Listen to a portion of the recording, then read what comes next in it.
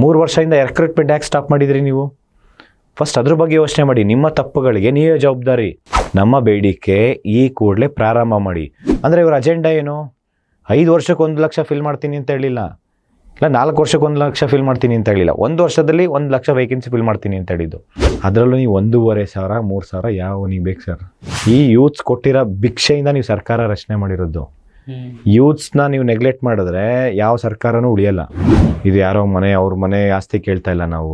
ನಾವು ಕೇಳ್ತಾ ಇರೋದು ಸರ್ಕಾರದಲ್ಲಿರುವ ಖಾಲಿ ಹುದ್ದೆಗಳನ್ನು. ಅವ್ರು ನಿಮ್ಮನೆ ಕೆಲಸಕ್ಕೆ ನಮ್ಮನೆ ಕೆಲಸಕ್ಕೋಸ್ಕರ ರಿಕ್ರೂಟ್ಮೆಂಟ್ ಮಾಡ್ಕೊತಾ ಇಲ್ಲ. ಎಷ್ಟು ನೀವು ಅತ್ತಿಕ ಅಂತ ಕೆಲಸ ಮಾಡ್ತೀರಾ, ಅದರಲ್ಲೂ ಇದೊಂದು ಕಾಂಪಿಟೇಟಿವ್ ಎಕ್ಸಾಮ್ಸ್ ಹೋರಾಟ ಇನ್ನೂ ಅತಿ ಆಗುತ್ತೆ ಹೊರತು ಕಡಿಮೆ ಆಗಲ್ಲ. ನೀವು ಕೇಸ್ ಹಾಕೋದೆಲ್ಲ ಸಾಯಿಸಿದ್ರು ರೆಡಿ ಇದ್ದಾರೆ, ಅಂಥರ ಪರಿಸ್ಥಿತಿ ಹೋಗಿದ್ದಾರೆ. ಎಷ್ಟೋ ಜನ ಯೂತ್ಸ್ ಇವತ್ತು ಸತ್ತಿದ್ದಾರೆ. ಅವ್ರ ತಂದೆ ತಾಯಿ ಹೋರಾಟ ಮಾಡೋಂತ ಕಳಿಸಿಲ್ಲ, FIR ಹಾಕ್ಸ್ಕೊಂಬಂತ ಹೇಳಿ ಕಳಿಸಿಲ್ಲ, ಅಲ್ಲಿ ಜೈಲಿಗೆ ಹೋಗೋಂಥ ಕೆಲಸ ಹೇಳಲಿಲ್ಲ. ಸರ್, ಮುಂದಿನ ಹೋರಾಟ ನಾವು ಇಡೀ ರಾಜ್ಯಾದ್ಯಂತನೂ ಹೋರಾಟ ಮಾಡ್ತೀವಿ. ಇದೇ 10ನೇ ತಾರೀಕು, ಮಾರ್ಚ್ 10ನೇ ತಾರೀಕು ನಾವು ಡೆಡ್ಲೈನ್ ಕೊಟ್ಟಿದ್ವಿ ಇಲ್ವಾ? ಮಾರ್ಚ್ 11ನೇ ತಾರೀಕು ಧಾರವಾಡದಿಂದ ಬೆಂಗಳೂರು ತನಕ ಲಕ್ಷಾಂತರ ವಿದ್ಯಾರ್ಥಿಗಳ ಜೊತೆ ಈ ಸತಿ ಅವ್ರ ಪೇರೆಂಟ್ಸ್ ಬರ್ತಾರೆ ಸರ್. ಯೂತ್ಸ್ನ ಇವ್ರ ಬಗ್ಗೆ ಮಾತ್ರ ನೀವು ನೆಗೆಟಿವ್ ಆಗಿ ಬಿಂಬಿಸೋದಾಗಲಿ, ನೆಗೆಟಿವ್ ಆಗಿ ಮಾತಾಡೋದಾಗಲಿ ಮಾತಾಡೋಕ್ಕೆ ಹೋಗ್ಬಾರ್ದು. ಯಾವುದೇ ಕಾರಣಕ್ಕೂ ನೀವು ನನ್ನ ಕೊನೆ ಉಸಿರಿರೋವರೆಗೂ ನೀವು ಎಷ್ಟೇ ಕೇಸ್ ಹಾಕಿ ಜೈಲಿಗೆ ಕಳಿಸಿ ಏನೇ ಮಾಡಿದ್ರು ನನ್ನ ಕೊನೆ ಉಸಿರಿರೋವರೆಗೂ ಕೇಸ್ಗಳನ್ನ ಹಾಕೋದ್ರ ಮೂಲಕ ಆ ಹೋರಾಟದ ಕಿಚ್ಚನ್ನು ಆರಿಸೋದಕ್ಕೆ ಸಾಧ್ಯ ಇದೆಯಾ ಅಂತ? ಯಾವುದೇ ಅದು ಕನಸಷ್ಟೇ ಸರ್. ಅದು ಒಂದಂತ ಅರ್ಥ ಮಾಡ್ಕೊಳ್ಳಿ, ನೀವೆಷ್ಟು ಕಿತ್ಕೊತೀರೋ ಅಷ್ಟು ನಾವು ಜಾಸ್ತಿ ಪಡ್ಕೊತೀವಿ.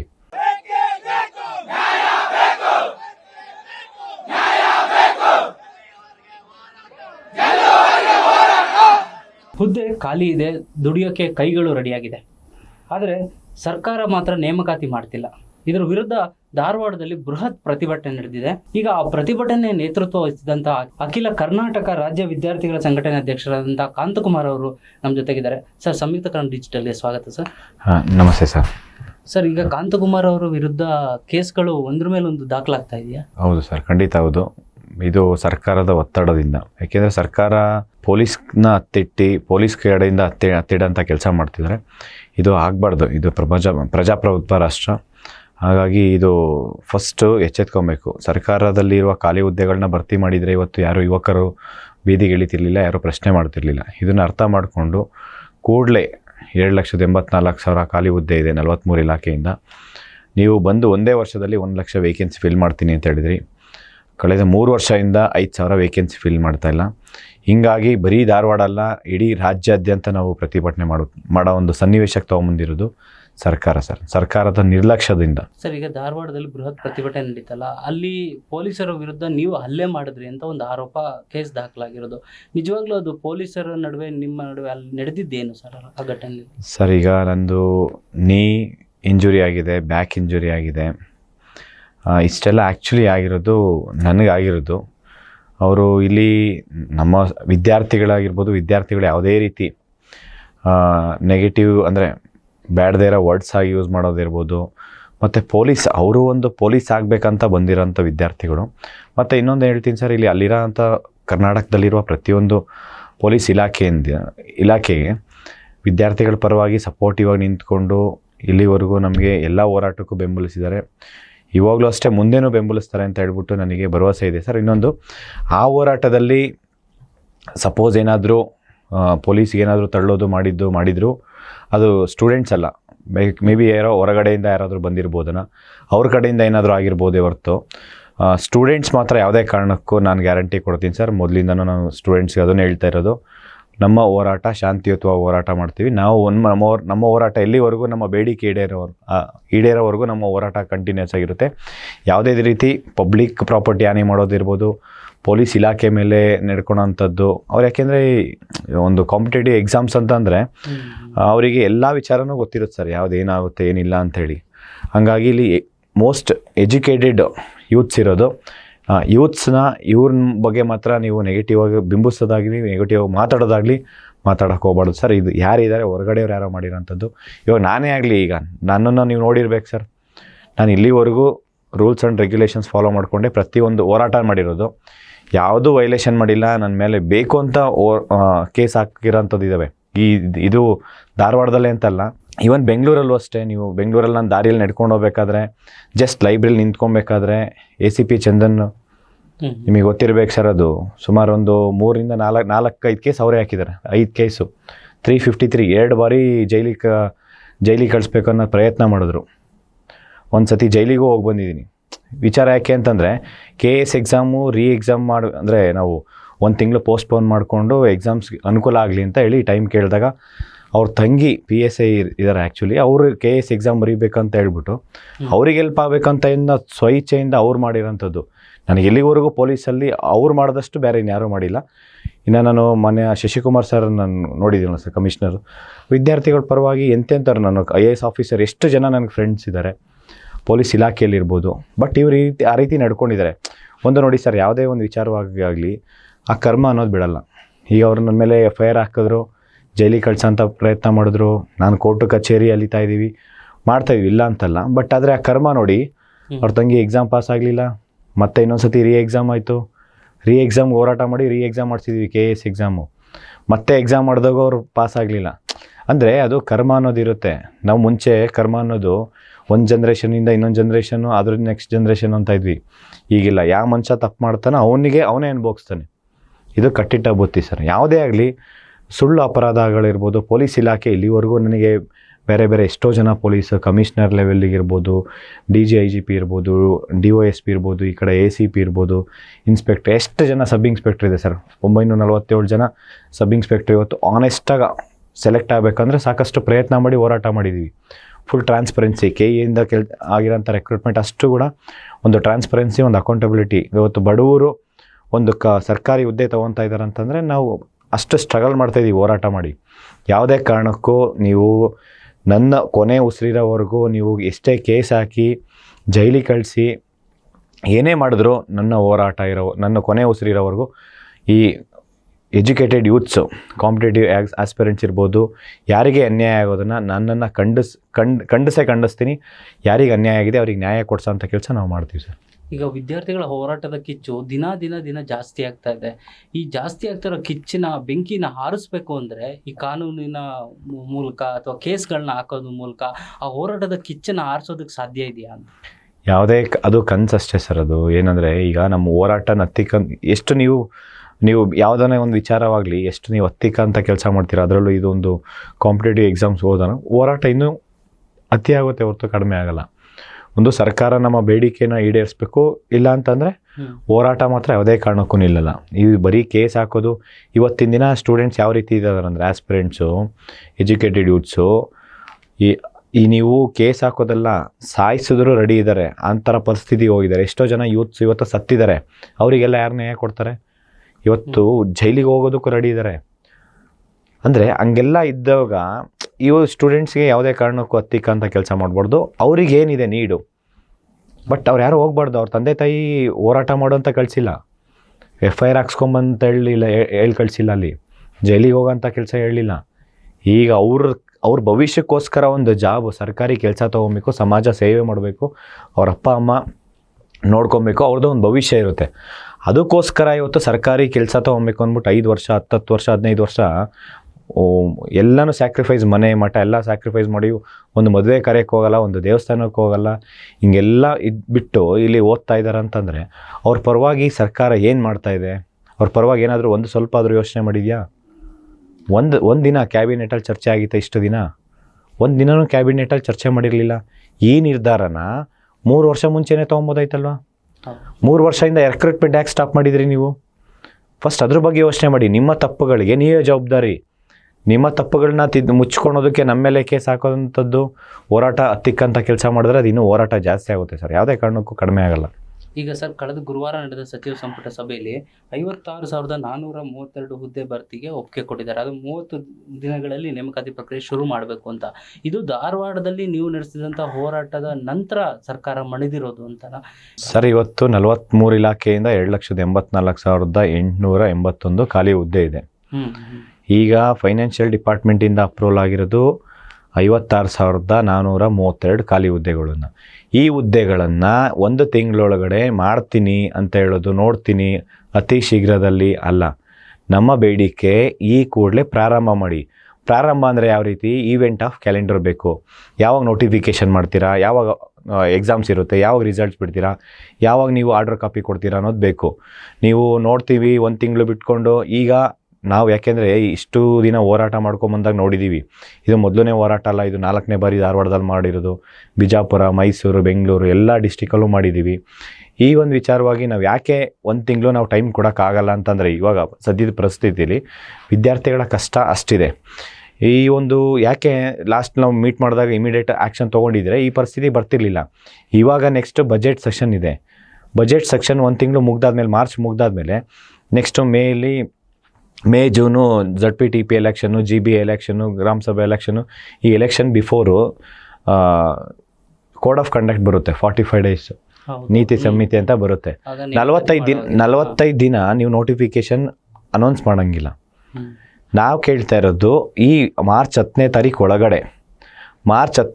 ಒಳಗಡೆ ನೋಟಿಫಿಕೇಶನ್ ಡೇಟ್ ಅನೌನ್ಸ್ ಮಾಡಬೇಕು. ಈವೆಂಟ್ ಆಫ್ ಕ್ಯಾಲೆಂಡರ್ ಇರಬೇಕು. ಈ ಕಡೆ ಕೋಡ್ ಆಫ್ ಕಂಡಕ್ಟ್ ಇದ್ದರೂ ಕೂಡ ಆ ಮೂಮೆಂಟಲ್ಲಿ ನೀವು ಎಕ್ಸಾಮ್ಸ್ ಕಂಡಕ್ಟ್ ಮಾಡ್ಬೋದು, ಆದರೆ ನೋಟಿಫಿಕೇಷನ್ ಮಾಡೋಂಗಿಲ್ಲ. ಬಟ್ 56,432 ಪೋಸ್ಟ್ ಎಷ್ಟಿದೆ ಅಷ್ಟು ಪೋಸ್ಟಿಗೆ ನೀವು ಈವೆಂಟ್ ಆಫ್ ಕ್ಯಾಲೆಂಡರ್ ಮಾಡಬೇಕು. ಮತ್ತು ಆದಮೇಲೆ ಕಮಿಂಗ್ ಬಜೆಟಲ್ಲಿ ಕಡಿಮೆ ಅಂತಂದರೂ 50,000 ಪೋಸ್ಟ್ಗೆ ನೀವು ಮಾನ್ಯ ಮುಖ್ಯಮಂತ್ರಿ ಸಿದ್ದರಾಮಯ್ಯ ಸರು ಫೈನಾನ್ಷಿಯಲ್ ಹೆಡ್ ನೀವೇ ಇದ್ದೀರಾ. ನೀವು ಇನ್ನೂ 50,000 ಪೋಸ್ಟಿಗೆ ಅಪ್ರೂವಲ್ ಕೊಡಿ. 50,000 ಅಪ್ರೂವಲ್ ಕೊಡಿ. ಯಾಕೆ ಅಂತಂದರೆ ನೀವು ಸರ್ಕಾರ ಬಂದು ಒಂದೇ ವರ್ಷದಲ್ಲಿ 1 ಲಕ್ಷ ವೇಕೆನ್ಸಿ ಫಿಲ್ ಮಾಡ್ತೀನಿ ಅಂತ ಹೇಳಿದ್ರಿ.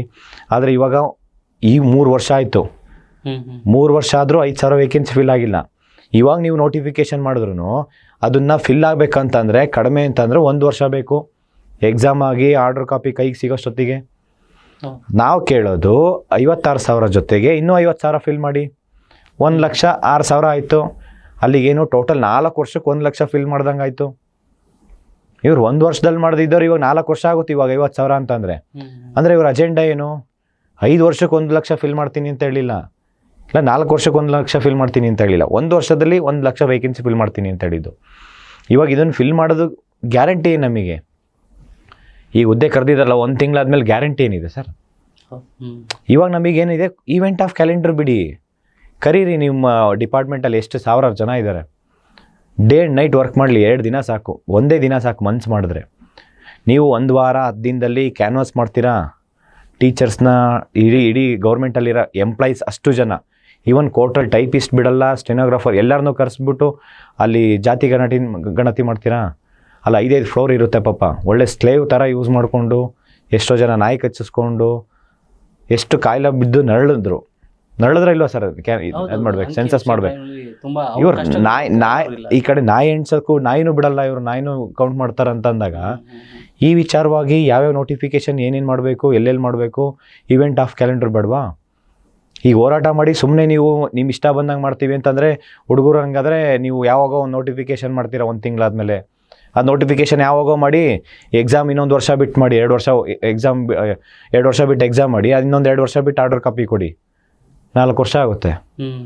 ಈ ಥರ ಎಷ್ಟೋ ಉದಾಹರಣೆಗಳಿದಾವೆ ಸರ್. 2017 ನೋಟಿಫಿಕೇಷನ್ KPCLಯಿಂದ 622 JE ಇನ್ನೂ ಇಲ್ಲಿವರೆಗೂ ಆರ್ಡರ್ ಕಾಪಿ ಕೊಟ್ಟಿಲ್ಲ ಅವರಿಗೆ. 2017 ಸರ್, 9 ವರ್ಷ ಆಗ್ತಾಯಿದೆ. ಇವ್ರಿಗೆ ನಮಗೆ ಗ್ಯಾರಂಟಿ ಬೇಕಲ್ಲ ಸರ್? ನಾವು ಕೇಳ್ತಾ ಇರೋದು ಒಂದು ಪ್ರಾಪರ್ ಚಾನಲ್ ಇರಬೇಕು. ಇವಾಗ ನಿಮ್ಮದು 5 ವರ್ಷ ಆದಮೇಲೆ MLA ಎಲೆಕ್ಷನ್ನು, ನೀವು ಇನ್ನೊಂದು 5 ವರ್ಷ ಬಿಟ್ಟು ಎಲೆಕ್ಷನ್ ಮಾಡಿ ಅಂದರೆ ಸುಮ್ಮನೆ ಇರ್ತೀರಾ? ಇಲ್ಲ ನಿಮ್ಮ ಸ್ಯಾಲ್ರಿ ಇನ್ನೊಂದು 6 ತಿಂಗಳು 1 ವರ್ಷ ಬಿಟ್ಟು, ಇಲ್ಲ ಅಂದ್ರೆ ಇನ್ನೊಂದು ಸರ್ಕಾರ ಬಂದಮೇಲೆ 5 ವರ್ಷ ಬಿಟ್ಟು ನೀವು ಅವರಿಗೆ ಅವ್ರ ಕಡೆಯಿಂದ ಸ್ಯಾಲ್ರಿ ಇಸ್ಕೊತೀರಾ? ನೀವು ಪೆನ್ಷನ್ ಅಂದರೆ ಅಲೋಯನ್ಸ್ ಎಲ್ಲ ಅವ್ರ ಕಡೆ ಇಸ್ಕೊತೀರಾ? ನೀವು ಒಂದು ಗ್ಲಾಸ್ ನೀವು ಕಾಫಿ ಒಳಗಡೆ ಏನು ಶುಗರ್ ಹಾಕಿರ್ತಾರೆ ಅದು ಕೂಡ ಮಿನಿಸ್ಟರ್ಸ್ ಏನು ಕುಡಿತಾರಲ್ಲ ಸರ್, ಅದು ಕೂಡ ನಾವು ಕಟ್ತಾ ಇರೋ ಟ್ಯಾಕ್ಸ್ ಮನಿ. ಜನಗಳು ಅರ್ಥ ಮಾಡ್ಕೊಬೇಕು ಇದನ್ನು. ಇವ್ರಿಗೆ ಮಾತ್ರ ಟೈಮ್ ಟು ಟೈಮ್ ಎಲ್ಲನೂ ಬೇಕು. ಇವ್ರಿಗೆ ರಾತ್ರಿ ಬಿಲ್ ಪಾಸ್ ಮಾಡ್ಕೊತೀರಾ, ಆ್ಯಕ್ಟ್ ಮಾಡ್ಕೊಂಡು ಸ್ಯಾಲ್ರಿ ಇನ್ಕ್ರೀಸ್ ಮಾಡ್ಕೊತೀರಾ. ಯುವಕರ ಬಗ್ಗೆ ನೋಡ್ಬೇಕು ಸರ್. ಇವತ್ತು ಎಜುಕೇಷನ್ ಮೇಲೆ ಎಷ್ಟು ಇಂಪಾರ್ಟೆನ್ಸ್ ಕೊಟ್ಟಿದ್ದೀರಾ? ಬಜೆಟಲ್ಲಿ ಏನಿದೆ ಎಜುಕೇಷನ್ ಮೇಲೆ?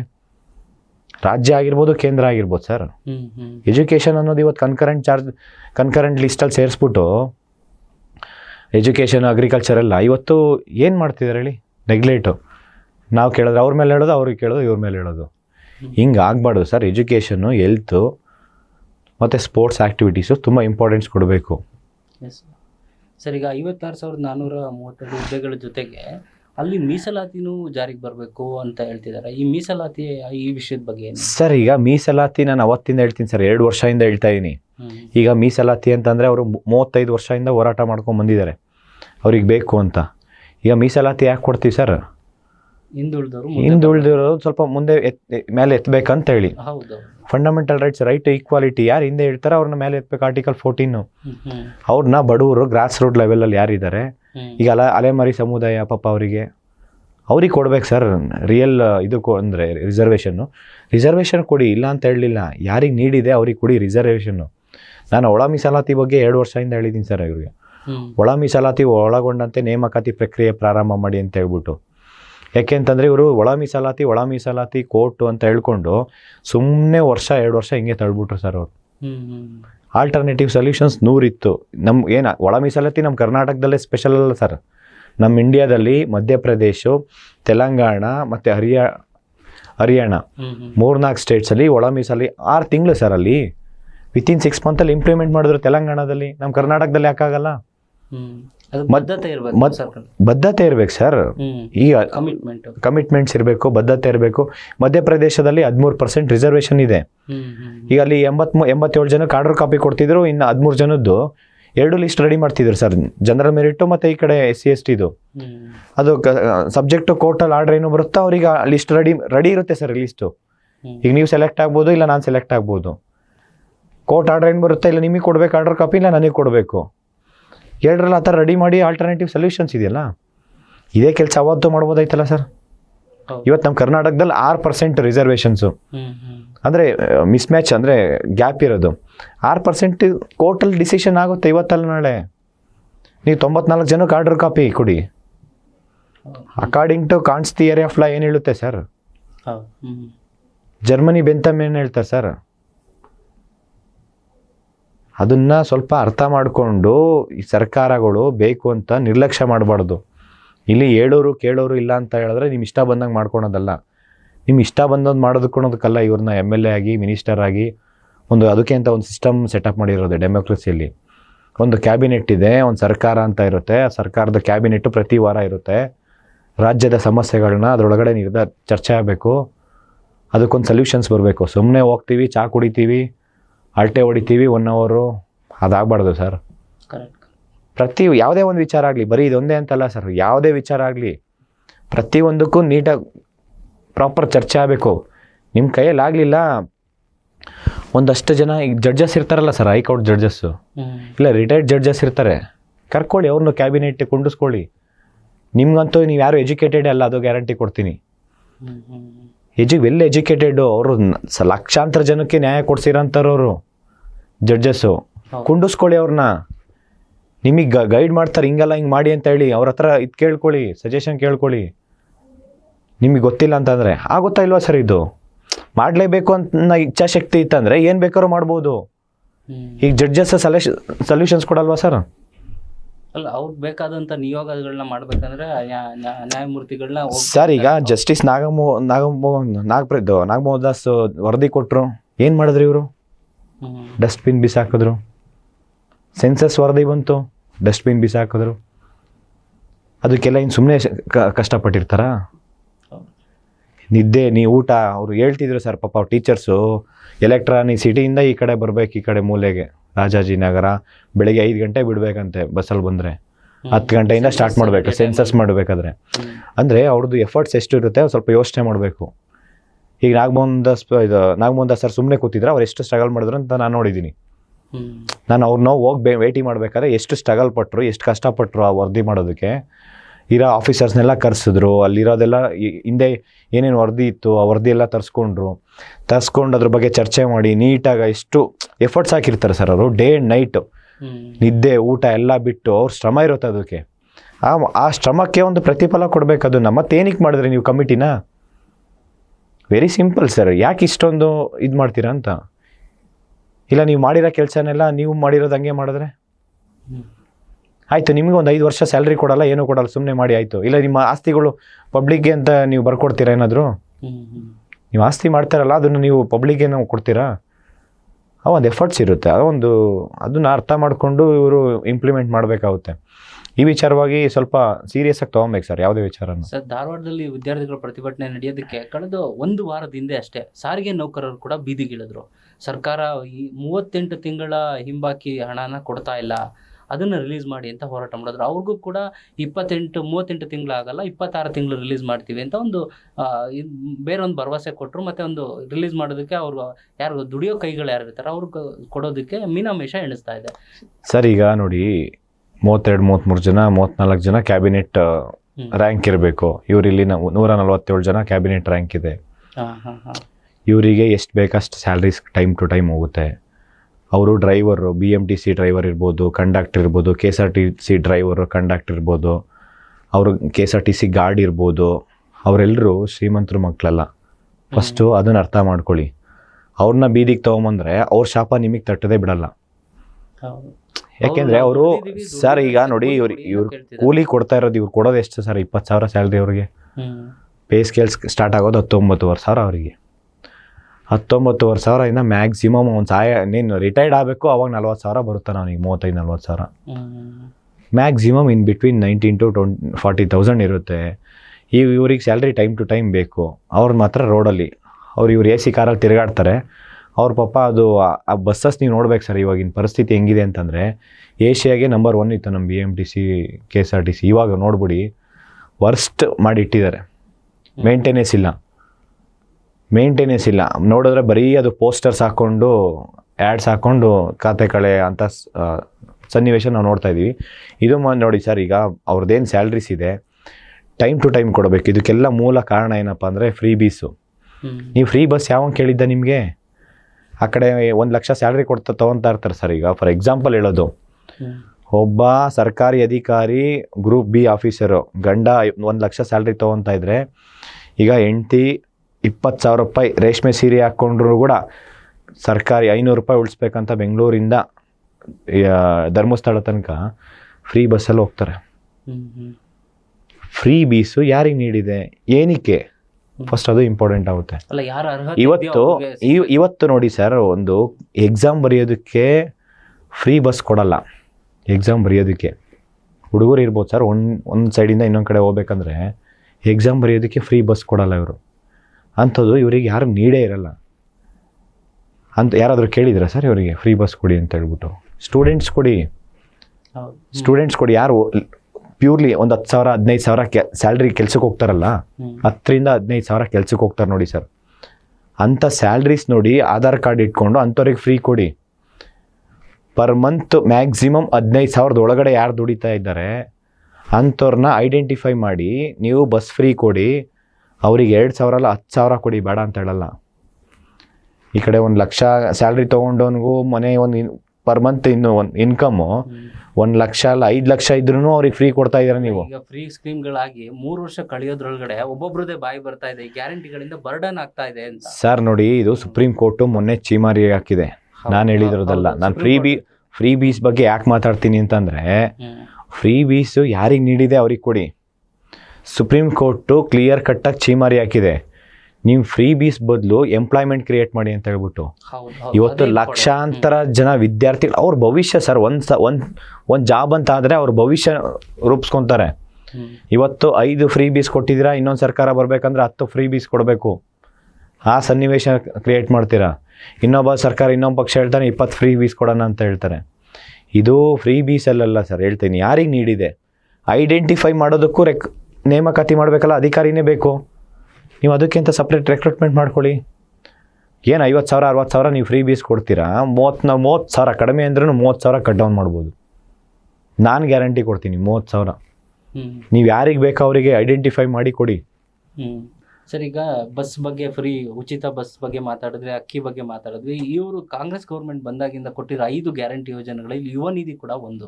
ಈ ನಿರುದ್ಯೋಗಿ ಯುವಕರಿಗೆ ಸಿಗಬೇಕು ಅಂತ ಇವ್ರು ಗ್ಯಾರಂಟಿ ಘೋಷಣೆ ಮಾಡಿದ್ದಾರೆ, ಯುವ ನಿಧಿ ಸ್ಕೀಮು. ಇದು ಏನು ಸರ್, ಇವ್ರ ಪ್ರಯೋಜನಕ್ಕೆ ಬರ್ತಾ ಇದೆಯಾ ಯುವಕರಿಗೆ, ನಿರುದ್ಯೋಗಿಗಳು? ನಾನು ಹೇಳ್ತೀನಿ ನೋಡಿ ಸರ್, ಇಲ್ಲಿ ರಿಯಲ್ ಅನ್ಎಂಪ್ಲಾಯ್ಡ್ ಯಾರಂತಂದರೆ, ಈಗ 2-3 ಇಯರ್ಸ್ ಅದ್ರ 180 ಡೇಸ್ ಒಳಗಡೆ ಇರಬೇಕಂತ, ಅದು 2023-24 ಆ ಟೈಮಲ್ಲಿ ಇರಬೇಕಂತಲೇ ಹೇಳ್ತೇವೆ. ಪರ್ಟಿಕ್ಯುಲರ್ ರೆಸ್ಟ್ರಿಕ್ಷನ್ ಇದೆ. ಅದರಲ್ಲೂ ನೀವು 1,500 3,000 ಯಾವ ನೀವು ಬೇಕು ಸರ್? ಯಾರಿಗೆ ಬೇಕು 1,500 3,000? ನೀವು ಅದೇ 1,500 3,000ದಲ್ಲಿ ನೀವೇ ಇಟ್ಕೊಡಿ. ಒಂದು ಗೌರ್ಮೆಂಟಿಗೆ ಏನು ಇಂಪಾರ್ಟೆಂಟ್ ಅಂದರೆ ಡೆವಲಪ್ಮೆಂಟ್ ವರ್ಕು. ಯಾವತ್ತೂ ಯಾವುದೇ ಅಮೌಂಟ್ನ ನೀವು ಡೆವಲಪ್ಮೆಂಟ್ ವರ್ಕಾಗಿ ಇನ್ವೆಸ್ಟ್ ಮಾಡಬೇಕು. ಒಂದು ಗೌರ್ಮೆಂಟಿಗೆ ಅಸೆಟ್ಟಾಗಿ ಕನ್ವರ್ಟ್ ಮಾಡಬೇಕೇ ಹೊರತು ನೀವು ಸುಮ್ಮನೆ ನೀರು ಹರಿಸ್ದಂಗೆ ನೀವು ಫ್ರೀ ಬೀಸ್ ಕೊಡೋದಲ್ಲ. 1,500 3,000 ಕೊಡೋ ಬದಲು ನೀವು ಇಲ್ಲಿ ಬೆಂಗಳೂರಲ್ಲಿ ಮೇಜರ್ ಸಿಟಿಯಲ್ಲಿ, ಕರ್ನಾಟಕ ಬೆಂಗಳೂರು ಇರ್ಬೋದು, ನಿಮ್ಮ ಮೈಸೂರು ಇರ್ಬೋದು, ಬೇರೆ ಬೇರೆ ಮೇಜರ್ ಸಿಟಿ ತುಮಕೂರು, ಧಾರವಾಡ, ಬಿಜಾಪುರ, ಇವನ್ ಬೆಳಗಾಮು, ಕಲಬುರ್ಗಿ, ಈ ಮೇಜರ್ ಸಿಟಿಯಲ್ಲಿ ನೀವು ಬಿಲ್ಡಿಂಗ್ ಇನ್ಫ್ರಾಸ್ಟ್ರಕ್ಚರ್ ಡೆವಲಪ್ ಮಾಡಿಬಿಟ್ಟು ಇವತ್ತು ಅಲ್ಲಿ ರೂರಲಿಂದ ಯಾರು ಬರ್ತಾರೆ ಯೂತ್ಸು, ಎಜುಕೇಟೆಡ್ ಯೂತ್ಸು, ಅವ್ರಿಗೆ ನೀವು ಅಲ್ಲಿ ಬಿಲ್ಡಿಂಗ್ ಕನ್ಸ್ಟ್ರಕ್ಷನ್ ಮಾಡಿ ಉಳ್ಕೊಳೋಂಥ ವ್ಯವಸ್ಥೆ ಮಾಡಿ ಅವರು ಬೇರೆ ಕೆಲಸ ಮಾಡ್ತಾಯಿದ್ರು. ಇವತ್ತು ಒಬ್ಬ ಹಳ್ಳಿಯಿಂದ ಯುವಕ ಬೆಂಗಳೂರಿಗೆ ಬಂದರೆ ಅವನಿಗೆ ಉಳ್ಕೊಳೋಂಥ ವ್ಯವಸ್ಥೆ ಇಲ್ಲ. ಒಂದಿನ ಲಾಡ್ಜರ್ ಇರಬೇಕಂದ್ರೆ ಕಡಿಮೆ ಅಂತಂದರೆ 1,500-2,000 ರೂಪಾಯಿ ಬೇಕು. ಕರೆಕ್ಟ್ ಹೌದಾ ಇಲ್ವಾ ಸರ್? ಮಿನಿಮಮ್ ನೀವು ಅದನ್ನು ಅಸೆಟ್ಟಾಗಿ ಕ್ರಿಯೇಟ್ ಮಾಡಿಬಿಟ್ಟು ನೀವು ಅವರಿಂದ ಅಲ್ಲಿ ಅವ್ರಿಗೆ ಏನೋ ಒಂದು ಕೆಲ್ಸಕ್ಕೆ ಹೋಗ್ಬಿಟ್ಟು ಅವ್ನು ಉಳ್ಕೊಳೋನು. ಇವತ್ತು ನಾನೇ ಒಂದು ಮೇಜರ್ ಸಿಟಿಯಿಂದ ಒಂದು 100 ಕಿಲೋಮೀಟ್ರ್ ಆಚೆ ಇರುತ್ತೆ ಅಂದ್ಕೊಳ್ಳಿ ಸರ್. ನಾನು ಅಲ್ಲಿಂದ ಇಲ್ಲಿಗೆ ಬರಬೇಕು, ಕೆಲಸ ಮಾಡಬೇಕು, ಮತ್ತು ರಾತ್ರಿ ಎಲ್ಲ ಟ್ರಾವೆಲ್ ಮಾಡಿ ಹೋಗ್ಬೇಕು. ಹಂಗಿದ್ದಾಗ ವಾಪಸ್ ಇಲ್ಲೇ ಉಳ್ಕೊಂಡು ಇಲ್ಲೇ ಕೆಲಸ ಮಾಡ್ತೀನಿ ಅಂತಂದರೆ ಎಲ್ಲ ಸೇವ್ ಆಗುತ್ತಲ್ಲ. ಈಗ ಒಂದು ಮೇಜರ್ ಏನು ಸರ್ ಉಳ್ಕೊಳೋ ಅಂಥ ವ್ಯವಸ್ಥೆ, ಊಟದ ವ್ಯವಸ್ಥೆ ಇತ್ತಂದರೆ ಎಲ್ಲ ಅವ್ನು ಅರ್ನಿಂಗ್ ಈಸಿಯಾಗಿ ಮಾಡ್ತಾನೆ. ಅವನಿಗೆ ಒಂದು ಜಾಬ್ ಕ್ರಿಯೇಟ್ ಮಾಡಿ, ಇಲ್ಲಾಂದರೆ ಇಂಡಸ್ಟ್ರಿ ಕ್ರಿಯೇಟ್ ಮಾಡಿ. 1,500 ನೀವು 3,000 ಕೊಡೋ ಬದಲು 3,000 ಬದಲು ನೀವು ಇನ್ನೂ 30,000 ಟ್ಯಾಕ್ಸ್ ರಿಟರ್ನ್ ಕೊಡ್ತಾರೆ ನಿಮಗೆ ಗೌರ್ಮೆಂಟಿಗೆ. ಈಗ ಒಬ್ಬ ವ್ಯಕ್ತಿ 1,00,000 ದುಡ್ದ ಅಂದರೆ ಕಡಿಮೆ ಅಂತಂದರೆ 30,000 ರೂಪಾಯಿ ಟ್ಯಾಕ್ಸ್ ಕಟ್ತಾನೆ. ಈ 3,000 ಕೊಡೋ ಬದಲು 30,000 ರೂಪಾಯಿ ಟ್ಯಾಕ್ಸಾಗಿ ರಿಟರ್ನ್ ತೊಗೊಳ್ಳಿ, ಇನ್ನೂ ಡೆವಲಪ್ಮೆಂಟ್ ಆಗುತ್ತಲ್ಲ. ಈಗ ಹೌದಾ ಇಲ್ಲ ಸರ್? ಒಬ್ಬ ವ್ಯಕ್ತಿಗೆ ನೀವು 1,00,000 ಅರ್ನ್ ಮಾಡೋಕೆ ಕೊಟ್ಟರೆ ಅವನು ಇನ್ ಟರ್ಮ್ಸ್ ಆಫ್ ಎಲ್ಲದರಲ್ಲೂ ನೀವು GST ಟ್ಯಾಕ್ಸ್ ಅವ್ನು ಕಟ್ತಾನಂದರೆ ಕಡಿಮೆ ಅಂತಂದರೆ 20,000-30,000 ರೂಪಾಯಿ ಅವ್ನು ಟ್ಯಾಕ್ಸಿಗೆ ಹೋಗುತ್ತೆ ಎವ್ರಿ ಮಂತ್. Yes sir? ಹೌದಾ ಇಲ್ವಾ ಸರ್? 1,00,000 ಇನ್ಕಮ್ ಬರೋ ಥರ ಅವನಿಗೆ ಜಾಬ್ ಕ್ರಿಯೇಟ್ ಮಾಡಿ 1 ಮಂತ್. ನೀವು ಇದನ್ನು IT-BT ಕಂಪ್ನೀಸ ಇಂಡಸ್ಟ್ರೀನ ಸೆಟ್ ಮಾಡಿ ಫಾರಿನ್ ಡೈರೆಕ್ಟ್ ಇನ್ವೆಸ್ಟ್ಮೆಂಟ್ ತೊಗೊಂಬನ್ನಿ, FDI ತೊಗೊಂಬನ್ನಿ. ಹಿಂಗಿದ್ದಾಗ ಮಾತ್ರ ಡೆವಲಪ್ಮೆಂಟ್ ಆಗುತ್ತೆ. ನೀವು ಫ್ರೀ ಬೀಸು 1,500 3,000 ಕೊಟ್ಟರೆ ಅದು ಏನಕ್ಕೂ ಆಗಲ್ಲ. ಇವತ್ತೊಬ್ಬ ಅನ್ಎಂಪ್ಲಾಯ್ಮೆಂಟ್ ಯೂತು ಒಬ್ಬ ಹಳ್ಳಿಯಿಂದ ಇಲ್ಲಿ ಬೆಂಗಳೂರು ಬಂದು ವಾಪಸ್ ಹೋಗೋಷ್ಟೊತ್ತಿಗೆ ಅವ್ನಿಗೆ 5,000 ಬೇಕು. ನೀವು 3,000 ಕೊಟ್ಬಿಟ್ಟು ಅಲ್ಲೇ ಕೂತ್ಕೊ ಅಂತ ಹೇಳಿದ್ರೆ ನೀವು ಡೈಲಿ ಅದೇ 100 ರೂಪಾಯಿ ಎಣ್ಣೆ ಕೊಟ್ಕೊಂಡು ಕೂತ್ಕೊಬೇಕು ಮನೇಲಿ ಅಷ್ಟೇ. ಅವನು ಇವರು 3,000 ಕೊಟ್ಬಿಟ್ಟು ಬ್ಯಾಡ್ ಹ್ಯಾಬಿಟ್ಸ್ ಕ್ರಿಯೇಟ್ ಮಾಡಿಸ್ತಿದ್ದಾರೆ ಸರ್ ಇವರು. 3,000 ಯಾವ ಎಲ್ಲಿ ಯೂಸ್ ಮಾಡ್ತಾರೆ? ಬ್ಯಾಡ್ ಹ್ಯಾಬಿಟ್ಸ್ ಶುರು ಮಾಡ್ತಿದ್ದಾರೆ 100%. ಈಗ 3,000 ಯಾರಿಗೆ ಬೇಕು ಹೇಳಿ? ಈಗ ನೀವು ರೂರಲ್ ಹೋಗಿ ಈಗ ಎಷ್ಟೋ ಜನ ಇವತ್ತು ಲೇಬರ್ ಸಿಗ್ತಾ ಇಲ್ಲ ಅಂತ ಹೇಳ್ತಾರೆ. ಬಿಕಾಸ್ ದುಡಿಯೋ ಕೈಗಳು ಕಡಿಮೆ ಆಗ್ತಿದೆ. ನೀವು ಯಾರಿಗೆ ನೀಡಿದೆ ಅವ್ರಿಗೆ ಕೊಡ್ಬೇಕು ಇವತ್ತು ಸರ್. ಒಬ್ಬ ರೆಗ್ಯುಲರ್ ಯಾರೇ ಆಗಲಿ ಮನುಷ್ಯ ಎವ್ರಿ ಡೇ ಅರ್ನ್ ಮಾಡ್ಬೇಕಂದ್ರೆ ದುಡಿಬೇಕು. ಅವನು ಖಾಲಿ ಕುತ್ಕೊಂಡಷ್ಟು ಅವ್ನು ಎಕ್ಸ್ಟ್ರಾ ಡಿಸೀಸ್ ಬರ್ತಾ ಇರುತ್ತೆ ಡೇ ಬೈ ಡೇ. ಅವ್ನು ದುಡಿತಾ ಇದ್ದ ಅಂದರೆ ಅವ್ನು ಸ್ವಲ್ಪ ಆ್ಯಕ್ಟಿವ್ ಇರ್ತಾನೆ ಮನುಷ್ಯ, ಒಂದು ಲೈಫ್ ಸ್ಪ್ಯಾನು ಎಕ್ಸ್ಟೆಂಡ್ ಆಗುತ್ತೆ.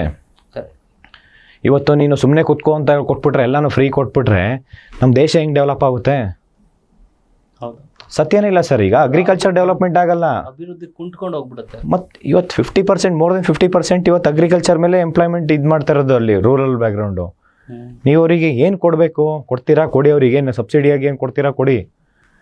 ಇಲ್ಲ ಎವ್ರಿ ಇಯರ್ ಅವ್ರಿಗೇನು ಯೂರಿಯಾ ಲಾಗೋಡ್ ಏನು ಬೇಕು ಅದನ್ನು ಕೊಡಿ. ನೀವು ಅಗ್ರಿಕಲ್ಚರ್ ನೀಡ್ ಏನಿದೆ ಅದನ್ನು ಕೊಡಿ. ನ್ಯಾಯಬೆಲೆ ಅಂಗಡೀಸ್ ಇರ್ಬೋದು, ಅವರಿಗೆ ಯಾರಿಗೆ ಗ್ರಾಸ್ ರೂಟ್ ಲೆವೆಲ್ಗೆ ಇಷ್ಟ ಇದೆ ಅವ್ರಂಥವ್ರಿಗೆ ನೀವು ಕೊಡಬೇಕಂತ ಕೊಡೋದು ಬಿಟ್ಟು ನೀವು ಎಲ್ರಿಗೂ ನಿನಗೂ ಫ್ರೀ ನನಗೂ ಫ್ರೀ ಎಲ್ರಿಗೂ ಫ್ರೀ ಅಂದ್ಕೊಂಡು ನೀವು ಇಲ್ಲಿ ನಮ್ಮ ದೇಶನ ಹಾಳು ಮಾಡ್ತಾ ಇದ್ದೀರಿ ಅಷ್ಟೇ ಸರ್. ಈಗ ಎಸ್ ಸರ್.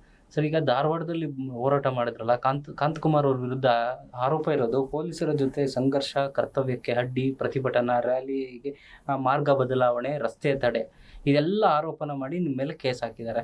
ಈಗ ಧಾರವಾಡದ ಹೋರಾಟ ಆದಮೇಲೆ ನೆಕ್ಸ್ಟ್ ಮುಂದಿನ ಹೋರಾಟ ಏನು ಸರ್? ಸರ್, ಮುಂದಿನ ಹೋರಾಟ ನಾವು ಇಡೀ ರಾಜ್ಯಾದ್ಯಂತನೂ ಹೋರಾಟ ಮಾಡ್ತೀವಿ. ಇದೇ 10ನೇ ತಾರೀಕು, ಮಾರ್ಚ್ 10ನೇ ತಾರೀಕು ನಾವು ಡೆಡ್ಲೈನ್ ಕೊಟ್ಟಿದ್ವಿ. ಏನು ಒಂದು 56,432 ಖಾಲಿ ಹುದ್ದೆಗಳಿದ್ದಾವೆ, ಫೈನಾನ್ಷಿಯಲ್ ಡಿಪಾರ್ಟ್ಮೆಂಟಿಂದ ಅಪ್ರೂವಲ್ ಆಗಿರೋದು. ಆ ಹುದ್ದೆನ ಕ್ಯಾಲೆಂಡರ್ ಆಫ್ ಈವೆಂಟ್ ಬರಬೇಕು. ಈವೆಂಟ್ ಆಫ್ ಕ್ಯಾಲೆಂಡ್ರು ಯಾವಾಗ ಎಕ್ಸಾಮ್ ಮಾಡ್ತೀವಿ, ಯಾವಾಗ ನೀವು ಆರ್ಡರ್ ಕಾಪಿ ಕೊಡ್ತೀವಿ ಅನ್ನೋದು ಇಂಪಾರ್ಟೆಂಟು. ಟೈಮ್ ಟೇಬಲ್ ಇರಬೇಕು. ವಿತೌಟ್ ಟೈಮ್ ಟೇಬಲ್ಲು ಸ್ಟೂಡೆಂಟ್ಸ್ ಹೆಂಗೆ ಓದೋಕ್ಕಾಗುತ್ತೆ? ಒಂದು ಟೈಮ್ ಟೇಬಲ್ ಮೇಂಟೈನ್ ಮಾಡಿದ್ರೆ ಅಟ್ಲೀಸ್ಟು ಕೆಲಸ ಮಾಡ್ತಾನೆ, ಓದ್ತಾನೆ, ಇಲ್ಲಾಂದರೆ ಬೇರೆ ಏನಾದರೂ ಮಾಡ್ಕೊತಾರೆ. ಹೌದು. ನೀವು ಮಾಡಿಲ್ಲ ಅಂತಂದರೆ ನಾವು 10 ದಿನದ ಒಳಗಡೆ ಮಾಡಿಲ್ಲ ಅಂದ್ರೆ ಹೋರಾಟ ಮಾಡಿ ಇಂಥ ದಿನ ನಿಮ್ಮ ಕೈಯಲ್ಲಿ ಆಗಲ್ಲ ಅಂತಂದರೆ ಕೆಳಗಿಳಿದು ಬಿಡಿ, ಆಯಿತು. ನೀವೇ ಕೊಟ್ಟಿರೋದು ಇಲ್ಲಿ ನಮ್ಮ ರಾಜ್ಯದಲ್ಲಿ 15ರಿಂದ 35 ಇನ್ ಬಿಟ್ವೀನ್ ಏನು ಏಜ್ ಲಿಮಿಟ್ ಇದೆ ಸರ್, ಮೋರ್ ದೆನ್ 65% ಇದ್ದಾರೆ ಯೂತ್ಸು. ಈ ಯೂತ್ಸ್ ಕೊಟ್ಟಿರೋ ಭಿಕ್ಷೆಯಿಂದ ನೀವು ಸರ್ಕಾರ ರಚನೆ ಮಾಡಿರೋದು. ಯೂತ್ಸ್ನ ನೀವು ನೆಗ್ಲೆಕ್ಟ್ ಮಾಡಿದ್ರೆ ಯಾವ ಸರ್ಕಾರನೂ ಉಳಿಯಲ್ಲ. ಹೌದಾ ಇಲ್ವಾ ಸರ್? ಮೆಜಾರಿಟಿ ಎಷ್ಟು ಬೇಕು ಹೇಳಿ? 30%, 25% ಇಲ್ಲ 30% ವೋಟ್ ಬೇಕಷ್ಟೇ. ವೋಟಿಂಗ್ ಆಗೋದೇ ಮ್ಯಾಕ್ಸಿಮಮ್ 50ರಿಂದ 60%. ಅದ್ರಲ್ಲಿ ಗೆದ್ದವನು ಎಷ್ಟು ತೊಗೊಳ್ತಾರೆ? 25-30% ತೊಗೊಳೋದು. ಇಲ್ಲಿ ಮೋರ್ ದೆನ್ 65% ಯೂತ್ಸೇ ಇದಿರೋದು. ಯೂತ್ಸ್ನ ನೀವು ನೆಗ್ಲೆಕ್ಟ್ ಮಾಡ್ತಾ ಇದ್ದೀರಾ. ನಮಗೆ ಒಂದು ಟೈಮ್ ಲೈನ್ ಬೇಕು. ಟೈಮ್ ತುಂಬ ಇಂಪಾರ್ಟೆಂಟ್ ಸರ್. ಎನರ್ಜಿ ಮತ್ತು ಈ ಒಂದು ಮನಿ ಏನಿದೆ ಅದು ಒಂದು ಸತಿ ಹೆಚ್ಚು ಕಡಿಮೆ ವಾಪಸ್ ಬರ್ಬೋದು, ಆದರೆ ಒಂದು ಸತಿ ಹೋಗಿ ಟೈಮ್ ವಾಪಸ್ ಬರಲ್ಲ. ಇವ್ರು ಕೊಡ್ತಾರೆ, ಯಾರಾದರೂ ಕೊಡ್ತಾರ ಟೈಮ್ನ? ಸಾಧ್ಯನೇ ಇಲ್ಲ. ಯಾರಿಂದನೂ ಟೈಮ್ ಕೊಡೋಕ್ಕಾಗಲ್ಲ. ಇದು ಸರ್ಕಾರ ಅರ್ಥ ಮಾಡ್ಕೊಬೇಕು. ಯೂತ್ಸ್ನ ಎದುರಾಕೊಂಡ್ರೆ ಈಗ ಆಲ್ರೆಡಿ ಗೊತ್ತಿದೆ ಯಾವ್ಯಾವ ರಾಷ್ಟ್ರ ಏನೇನಾಯ್ತು ಅಂತೇಳಿ, ಯಾವ್ಯಾವ ದೇಶದ ಪರಿಸ್ಥಿತಿ ಹೆಂಗಿದೆ ಅದೆಲ್ಲ ಗೊತ್ತಿದ್ದು ನೀವು ಯೂತ್ಸ್ನ ನೆಗ್ಲೆಕ್ಟ್ ಮಾಡ್ಬೇಕು ಹೋಗಬೇಡಿ. ಅದರಲ್ಲೂ ನಮ್ಮ ಕರ್ನಾಟಕದ ಯೂತ್ಸ್ ಹೆಂಗಿದ್ದಾರೆ ಅಂತಂದರೆ, ಅವರು ಒಂದು ಸತಿ ನಂಬಿದ್ರ ಏನು ಬೇಕಾದರೂ ಮಾಡ್ತಾರೆ. ಹಾಗಾಗಿ ದಯವಿಟ್ಟು ಸರ್ಕಾರಕ್ಕೆ ನಾನೆಲ್ಲ ವಿದ್ಯಾರ್ಥಿಗಳ ಪರವಾಗಿ ಮನವಿ ಮಾಡ್ಕೊತೀನಿ, ನಮಗೆ ಆಗಸ್ಟ್ 10ನೇ ತಾರೀಕು ಒಳಗಡೆ, ಮಾರ್ಚ್ 10ನೇ ತಾರೀಕು ಒಳಗಡೆ, ಮಾರ್ಚ್ 10ನೇ ತಾರೀಕು ಒಳಗಡೆ ನಮಗೆ ಒಂದು ಈವೆಂಟ್ ಆಫ್ ಕ್ಯಾಲೆಂಡರ್ ಬೇಕು. 56,432 ಪೋಸ್ಟು ಇಲ್ವಾ? ಮಾರ್ಚ್ 11ನೇ ತಾರೀಕು ಧಾರವಾಡದಿಂದ ಬೆಂಗಳೂರು ತನಕ ಲಕ್ಷಾಂತರ ವಿದ್ಯಾರ್ಥಿಗಳ ಜೊತೆ ಈ ಸತಿ ಅವ್ರ ಪೇರೆಂಟ್ಸ್ ಬರ್ತಾರೆ ಸರ್. ಮತ್ತು ಕನ್ನಡ ಪರ ಹೋರಾಟಗಾರರು ಇರ್ಬೋದು, ರೈತ ಪರ ಹೋರಾಟಗಾರರು, ಎಕ್ಸ್ ಆರ್ಮೀಸು, ಇನ್ನು ವಿವಿಧ ಸಂಘಟನೆಗಳು, ವಿದ್ಯಾರ್ಥಿ ಸಂಘಟನೆ ಇರ್ಬೋದು, ಇರ್ರೆಸ್ಪೆಕ್ಟಿವ್ ಆಫ್ ಪಾರ್ಟಿ ಯಾವುದೇ ಪಾರ್ಟಿ ಇರ್ಬೋದು ಸರ್, ಎಲ್ರಿಗೂ ಅವಕಾಶ ಇದೆ. ಎಲ್ಲ ಲೀಡರ್ಸ್ಗೆ ವಾಲಂಟ್ರಿಯಾಗಿ ಮಾರ್ಚ್ 11ನೇ ತಾರೀಕು ಧಾರವಾಡದಿಂದ ಬೆಂಗಳೂರು ತನಕ ಪಾದಯಾತ್ರೆ ಮಾಡಿ ಬೆಂಗಳೂರಲ್ಲಿ ಒಂದು ದೊಡ್ಡ ಮಟ್ಟದ ಹೋರಾಟ ಮಾಡ್ತೀವಿ ಸರ್. ಈಗ ಮೊನ್ನೆ ನಡೆದಿದ್ದು ಧಾರವಾಡ ಪ್ರತಿಭಟನೆಗೆ ಪೊಲೀಸರು ಅನುಮತಿ ಕೊಟ್ಟಿರಲಿಲ್ಲ. BJP ಕರೆ ನೀಡಿದಂಥ ಪ್ರತಿಭಟನೆಯಲ್ಲಿ ನೀವು ಭಾಗಿಯಾಗಿದ್ರಿ ಅಂತ. ಈಗ ಪಾದಯಾತ್ರೆ ಮುಂದಿನ ಹೋರಾಟಗಳ ಮೇಲೆ ಅಲ್ಲಿ ನಿಮಗೆ ಪೊಲೀಸರ ಅನುಮತಿ ಅಥವಾ ಅಡ್ಡಿ ಏನಾದ್ರು ಎದುರಾಗ್ಬೋದಾ ಅಂತ? ಸರ್, ಇದು ಪ್ರಜಾಪ್ರಭುತ್ವ ರಾಷ್ಟ್ರ. ಓಕೆ, ಇದು ಡಿಕ್ಟೇಟರ್ಶಿಪ್ ಅಲ್ಲ. ಇದು ಯಾರೋ ಅವ್ರ ಮನೆ ಆಸ್ತಿ ಕೇಳ್ತಾ ಇಲ್ಲ. ನಾವು ಕೇಳ್ತಾ ಇರೋದು ಸರ್ಕಾರದಲ್ಲಿರುವ ಖಾಲಿ ಹುದ್ದೆಗಳನ್ನು. ಅವ್ರು ನಿಮ್ಮನೆ ಕೆಲಸಕ್ಕೆ ನಮ್ಮನೆ ಕೆಲಸಕ್ಕೋಸ್ಕರ ರಿಕ್ರೂಟ್ಮೆಂಟ್ ಮಾಡ್ಕೊತಾ ಇಲ್ಲ. ಸರ್ಕಾರ ನಿಭಾಯಿಸ್ಬೇಕಂತಂದರೆ ನೇಮಕಾತಿ ಮಾಡಬೇಕು. ಅದಕ್ಕೋಸ್ಕರ ಕೇಳ್ತಾ ಇರೋಂಥದ್ದು. ನಮ್ಮ ಹಕ್ಕುಗಳನ್ನು ನಾವು ಹೋರಾಟದ ಮುಖಾಂತರನೇ ಪ್ರಜಾಪ್ರಭುತ್ವದಲ್ಲಿ ಫಂಡಮೆಂಟಲ್ ರೈಟ್ಸ್ ಆರ್ಟಿಕಲ್ 19(2) ಹೇಳಿದೆ, ಪೀಸ್ಫುಲ್ ಅಸೆಂಬಲ್ಲು. ಇದು ಕಾನ್ಸ್ಟಿಟ್ಯೂಷನಲ್ಲಿ ಕೊಟ್ಟಿರೋಂಥದ್ದು. ಇದನ್ನು ಯಾರ ಕಡೆಯಿಂದನೂ ಕಿತ್ಕೊಳಕ್ಕಾಗಲ್ಲ. ಒಂದಂತ ಅರ್ಥ ಮಾಡ್ಕೊಳ್ಳಿ, ನೀವೆಷ್ಟು ಕಿತ್ಕೊತೀರೋ ಅಷ್ಟು ನಾವು ಜಾಸ್ತಿ ಪಡ್ಕೊತೀವಿ. ಯಾವುದೇ ಕಾರಣಕ್ಕೂ ನಮ್ಮ ಹತ್ರ ಅದನ್ನು ಕಿತ್ಕೊಳಕ್ಕಾಗಲ್ಲ ಸರ್. ನಾವು ಇದೇನಾದ್ರು ಪರ್ಮಿಷನ್ಸ್ ನಿರಾಕರಿಸ್ತಂದರೆ ಕೋರ್ಟ್ ಇದೆ, ಬೇರೆ ಬೇರೆ ರೀತಿಯಲ್ಲಿ ನಾವು ಇದು ಮಾಡ್ತೀವಿ ಸರ್. ಸಂಯುಕ್ತ ಕರ್ನಾಟಕ ಏನು ನ್ಯೂಸ್ ಪೇಪರು ಅಷ್ಟೇ, ಎಲ್ಲ ಸ್ಟೂಡೆಂಟ್ಸ್ ಇರ್ಬೋದು, ಎಲ್ಲ ಕರ್ನಾಟಕದ ಜನತೆಗಳು ಬೆಂಬಲಿಸಿ ಸಪೋರ್ಟಾಗಿ ನಿಂತ್ಕೊಳ್ಳೋಣ. ಇನ್ನೂ ಹಿಂಗೆ ಹೆಚ್ಚಿನಾಗಿ ಸಾರ್ವಜನಿಕರಿಗೆ ಒಳ್ಳೆಯದಾಗೋ ರೀತಿ ಒಳ್ಳೊಳ್ಳೆ ಕಾರ್ಯಕ್ರಮ ಆಗಿರ್ಬೋದು, ಒಳ್ಳೊಳ್ಳೆ ಆರ್ಟಿಕಲ್ಸ್ ಬರೆಯೋದ್ರ ಮುಖಾಂತರ, ನಂತರ ಇನ್ನೂ ಯುವಕರನ್ನ ಕರ್ಕೊಂಬಂದು ಈ ಒಂದು ಚರ್ಚೆ ಆಗಲಿ, ಹೆಲ್ತಿ ಡಿಸ್ಕಷನ್ ಮುಖಾಂತರ ಸರ್ಕಾರಕ್ಕೆ ಒಂದು ಏನು ಸಮಸ್ಯೆ ಇದೆ ಅನ್ನೋದು ರೀಚ್ ಮಾಡಿ ಸರ್ಕಾರ ಆದಷ್ಟು ಅದಕ್ಕೆ ಆ ಸಮಸ್ಯೆಗೆ ಸ್ಪಂದಿಸಿ ಎಲ್ರಿಗೂ ಒಳ್ಳೆಯದಾಗಲಿ. Thank you so much. ಹಾಗೆ ನಿಮಗೂ ಅಷ್ಟೇ sir. Thank you so much. ನಮಸ್ಕಾರ ಸರ್.